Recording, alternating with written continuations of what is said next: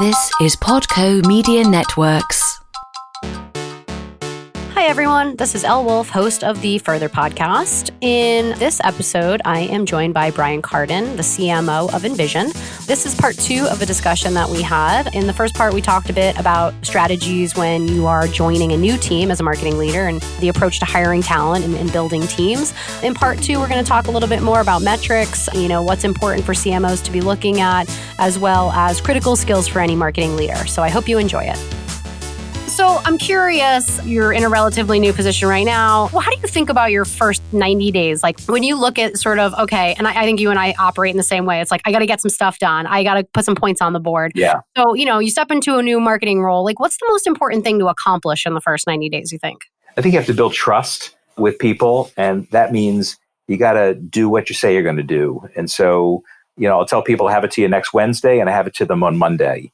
If I'm going to help with something in particular, I want to exceed expectations. So trust is number 1.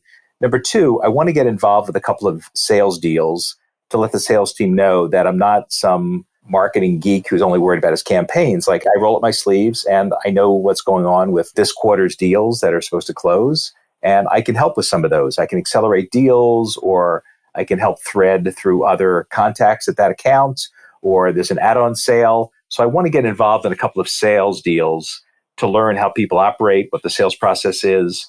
So those would be the 2 key things. Build trust across the company with the CFO, with the CEO, the board, certainly the marketing team, do what I say I'm going to do. And then secondly, roll up my sleeves and get involved in a couple of deals to show that he's a regular guy. He can actually help score some points.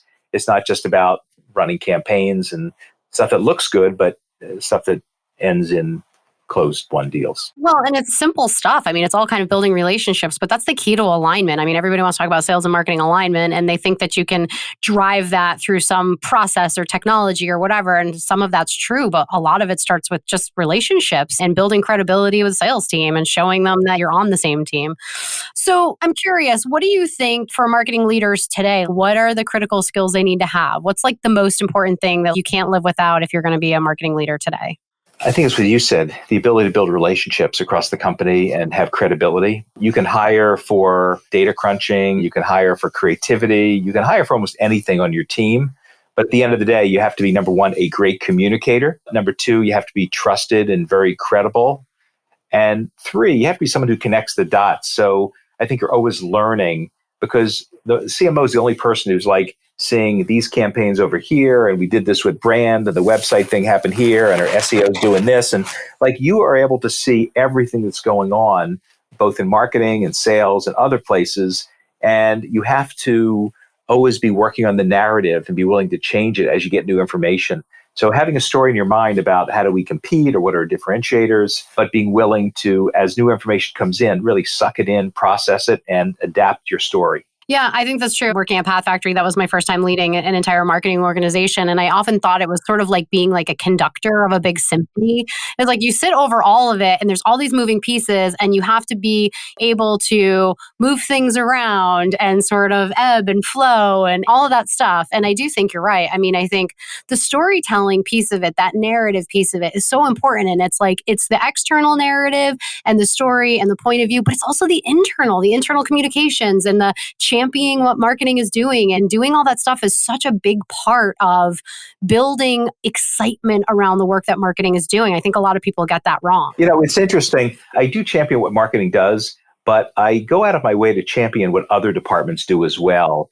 And I find that people are very responsive. Like, okay, the CMO just said, hey, we just did this great campaign. Look at how many leads and look how much deal flow we created.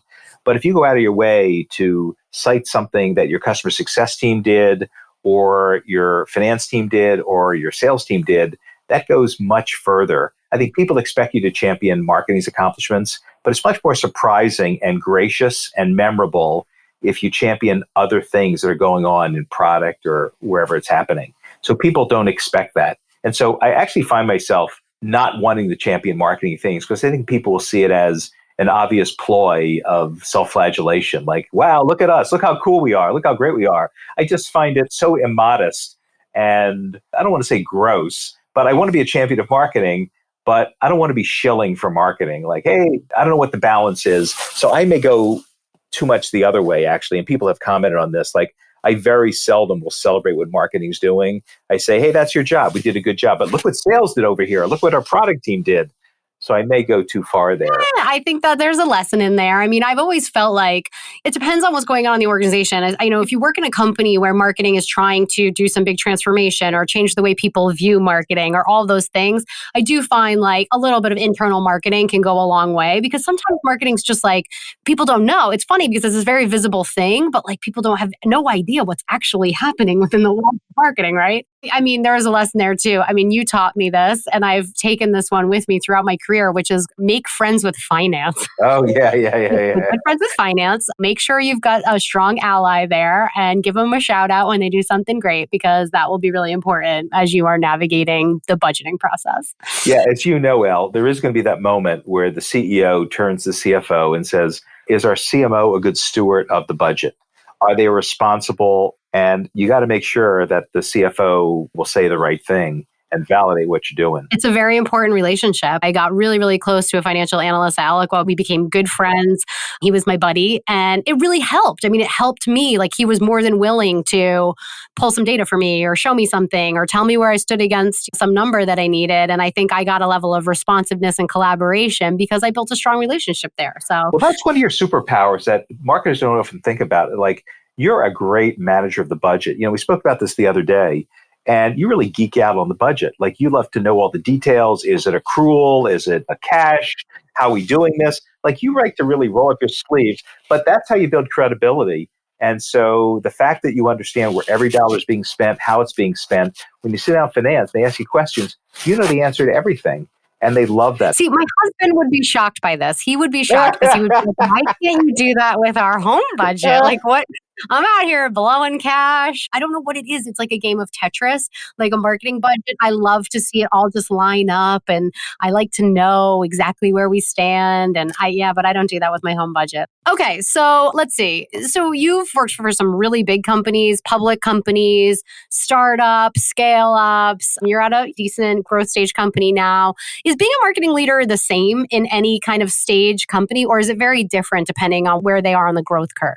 It's all different. And something that I've learned, and you and I have talked about this, is if you have a playbook, you can't bring it out in every situation because every situation is different. I've seen marketers and salespeople fail because they go from one situation where there are large deals and there's a slow sales cycle, and that requires one set of plays. The high velocity freemium model, very different set of plays. BDR qualification, international. Does the product sell itself? Are you a leader? Are you a laggard? Is your brand name known? All these things really come into play. And so I'm very hesitant to pull out the tricks that worked at my last job. You really have to tailor everything to what the situation is. And marketers make a mistake. They bring the same thing that made them successful last job and they pull it out and it fails miserably and they can't figure out why. So it's challenging. It's easy to bring the old tried and true tactics to your new job, but that's not a good recipe. There may be a few things that work. I even found that in MarTech, going from one MarTech company to another. And Joe Chernov said this. He said something, I will screw it up because you know how the words just come flow like butter out of that guy. But he said something like, the biggest mistake is assuming your past success is like the barometer for success in the future. You can't assume just because it worked once, it will always work. I always kept that in the back of my head. Don't be complacent. Make sure you are really thinking hard about the situation you are in right now, because it likely is different, even if the buyer is the same. I mean, things change. Well, think about what happened at Eloqua. In 2008, we kind of had the market to ourselves. We were early with marketing automation. There wasn't much out there. And then suddenly this little company called Marketo came along and they kicked us in the ass and it made us better and stronger. We had to rethink our product and come up with a new platform. And that made us better. But the plays that work when you're a clear market leader, when there's blue ocean and you sort of own the market, is very different when you're in a competitive fight and people are looking at features and price and all those things. That's the key, though, is that self-awareness. And I think we let that get the best of us. We had a little bit of arrogance And I remember when I joined Eloqua, I had just gone through a head-to-head deal with Eloqua and a competitor. It wasn't Marketo, and I felt like being a prospect and going through the sales process, I felt like, God, these guys have a ton of arrogance and swagger.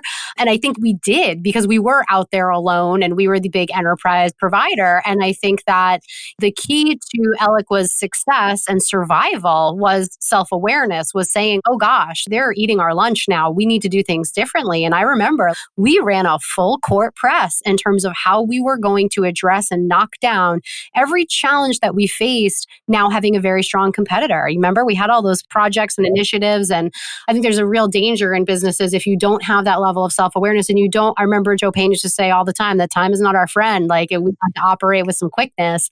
And that's, I think, how Eloqua got out of that one alive.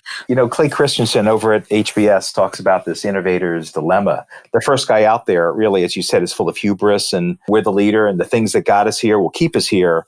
But you really have to think the way Chernoff thinks and others do, that the things that got us here are not going to keep us here. We have to do new things and be that evolving organization. It's really stunning to see how the greats just fall down one after the other, Look around. Like it happens a lot, right? You see these things, Uber or Zenefits or WeWork, and there are other things at play. But I think that's the key, is realizing that so you may have this big competitive advantage, but while that's happening, like a lot of things are changing around you, right?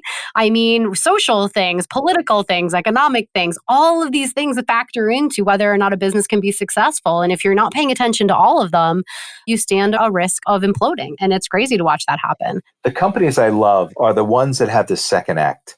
And so I think about Microsoft. Like 8 years ago, you would say, oh my God, what a dog. It's over. Such a thing is. And then Satya Nadella comes on board. They do some acquisitions. They reinvent themselves. They buy LinkedIn and a few other things. And suddenly they're the belle of the ball and they're a hot, cool company. I remember when Netflix first came out, it was a physical company. They put DVDs in envelopes and mailed them in the mail. What a terrible business model. Well, it was a Blockbuster model. They had physical stuff. Blockbuster did not reinvent themselves and they're out of business. But Netflix reinvented themselves. And I love that they had a really strong second act. But it's so rare in businesses. And that's why Blockbuster went out of business. All these other companies, they're full of hubris and they think they're going to last forever. And they don't. And you have to really reinvent yourselves in a very fundamental way. But it requires so much bravery, right? It requires so much bravery to say, we're Netflix. We got into this market. We decided we're going to do this weird thing, mail you shit in the mail. Like nobody wants that. But okay, let's chuck this whole thing out. Let's chuck it out and let's go all in on algorithms and AI and all that stuff and develop a whole new way of doing business. Like that takes a lot of courage. But you're right. It's so sensational to see a business like that completely turn it around and be successful. All right. So I got two more questions for you. The first is, imagine you only get so marketers, I think, are just awash in data. No one loves a marketing dashboard more than me, and nobody loves a bunch of meaty spreadsheets to dig into. It's my favorite thing. But I think it's hard for marketers to even figure out like what things are important, what are the metrics that are driving the business, what are the leading indicators of success. So imagine you only got 3. You only had 3 metrics to basically decide, are we getting it done? Is marketing performing? Are we making an impact? Like what 3 metrics would you pick? So the first one is a composite metric. So please excuse me, but it's really... You're going to put 5 in 1. That's it's sort of the lifetime value over CAC. Okay. So I really love to see what you're getting for what you're spending. So the CAC is the cost of acquiring a customer. I usually just add up all sales and marketing expense. And then the lifetime value is very interesting because you have to figure out how many years is someone with you. And so that's why annual bookings is not as meaningful as you land a customer today and we know that they're going to last for 6 years. And that's what it is, or 5 years. And here's the churn rate. So that's very important to me, lifetime value and CAC. I do love to look at sales velocity. That's how fast things are moving. Obviously, it's like a retailer, how many turns you can do of your inventory. If a rep can do deals a lot faster, they can close a lot more and have a higher achievement to quota. So I look at sales velocity, and that matters a lot.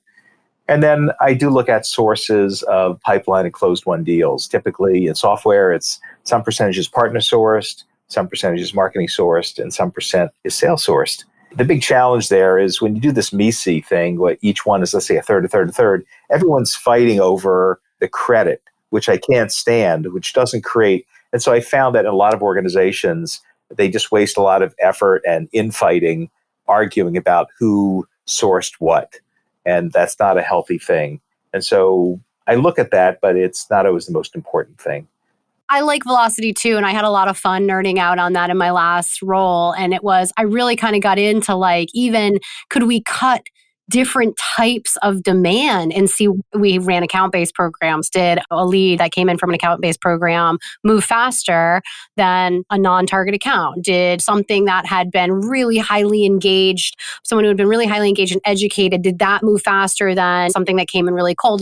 Really kind of splitting it up to understand what are these different cohorts and how do they perform? And you're always looking for, especially when you're in an early stage company, you're looking for these special little pockets where you can really exploit things and get better results and better performance. And I sort of love that as a metric. So we looked at Fuse pretty closely, different industries, and the reps were saying education is really good for us. And I saw we were winning all these colleges and universities. And then I looked at how many days in cycle, and it was like 2-year deals. It's crazy. And they said, but look at our win rate. We won this. I said, it's not worth 2 years of anyone's time. Move away. So we actually disqualified that entire industry. So no education, no government. But it wasn't because our win rate was low, and it wasn't because we didn't have success there. It's like they were so damn long. Our average cycle time was, let's say, 90 days, and education was 500 days. Right. And that I'm sure has an impact on CAC and it's all going to drive the cost up, which is why those are nice metrics because they are fully loaded and really tell you sort of what the value is. Yeah. I think sometimes people don't pay enough attention to those things because it's not enough to say all deals are created equally. I think there are some that cost you a lot more and you need to be smart about exploiting where the good opportunities are, where you can move fast, where there's high value, low cost, all of those things. I mean, that's like a big balancing act. I think that is why the job of marketing is hard because it extends into all these different areas. All right, my last question for you. What's the one piece of advice you wish someone had given you when you first became a CMO? What's the one thing you wish you had known? If you could do it over, you might behave differently, treat something differently, do something differently? It's a couple things all sort of fall into the same area. And it's about being kind to people and getting to know them as people. Like building this strong relationship, this idea that you and I have talked about, you go slow to go fast. You can't go fast with anyone unless you know who they are, what makes them tick, and you show some humanity. Understand who their kids are, understand, what issues they've had in their lives or what challenges they face. Really get to know them. And so it would be a combination of listening and being kind to people. People have rough days and they're not in a good mood. There's probably good reason for that. And you don't know everything, that's sort of below the iceberg level here, the sea level. So really try to be kind to people. Part of that also is when you're looking for your next job, they're going to call your references, but they're certainly going to back channel you like crazy. And I'm just stunned by even before a company or a headhunter calls you, they're calling all these people like, who's Elle Wolf and what has she done? What do you think of her? So your reputation. Zooming all the skeletons. All the skeletons. So you really can't burn bridges. It's one thing to let someone go, they didn't perform, as long as you act honorably. But this idea of being a kind leader and being gracious to other people and celebrating what they do, and the opposite of narcissism, just being very generous to other people, which are human characteristics, not necessarily for a marketer, for anybody. But those are things that really matter in business, I think. I think those are the characteristics of any successful leader. And I think so many people get this wrong. Again, it's and I think early in my career, I sort of, I'm competitive and I have a little bit of an aggressive. Joe called me prickly one time. Which I remember that. Yeah. But, I get where that's coming from. I have that side. But I did learn at some point that you don't need to steamroll everybody to get your way or whatever. And it's true. You catch more bees with honey. It really goes such a long way to building trust and credibility and all of these things if you can be a nice person. But young leaders don't know that. They think they have to be strident and prickly and commanding, and it's just the opposite. You really want to enable your people to succeed and help them and be generous to them. But it takes a little while till you see that firsthand. Well, and I think what happens too, and this is what happened to me, is that it's born out of confidence. That knee-jerk reaction to, I've got a big job, I've got something to prove, whatever. If you lack confidence, you might steamroll people and you might not be as kind because you think that's what you need to do to prove that you can do this job. Whereas I think when you have a ton of confidence, you realize, no, I got this. I can be as nice as I want and I can make as many friends as I want. I don't need to show the world that I'm here to tear it up or whatever. So yeah, I like that. I think you're totally right. That's just good business sense. Well, I'm glad we're aligned because we're going to be working together. I guess Monday we start, huh? Monday we start, yes. And that it is my honor and my privilege. And I'm very excited to work with you again. I think we're going to have a lot of fun. I'm excited to be getting into a whole new industry and a new type of business. It's definitely a different kind of business dynamics than I'm used to. And I'm excited to learn that. So I'm hoping we're going to get to learn some new stuff together. I think it'll be fun. We're going to have a great time, Elle. I can't wait to work with you. All right. Well, this has been a lot of fun. I want to thank you for joining me today on the Further podcast. And by the time you are hearing this, Brian and I are together again. And maybe we'll do this again sometime once we've figured out what we've learned in my new role. We can come back and hash it all out. I'd love that, Elle. Thank you. Well, I hope you enjoyed part 2 of my discussion with Brian Kardon. And I hope you'll join me next time when I have Doug Kessler on the show. Doug is the co-founder and creative director of Velocity Partners, a great agency based in the UK. We're going to talk about everything from managing stakeholders on large creative projects to how to engage with your agency. I have referred to Doug as the Don Draper of B2B marketing. So it's a really, really great conversation. And I hope you'll join us then.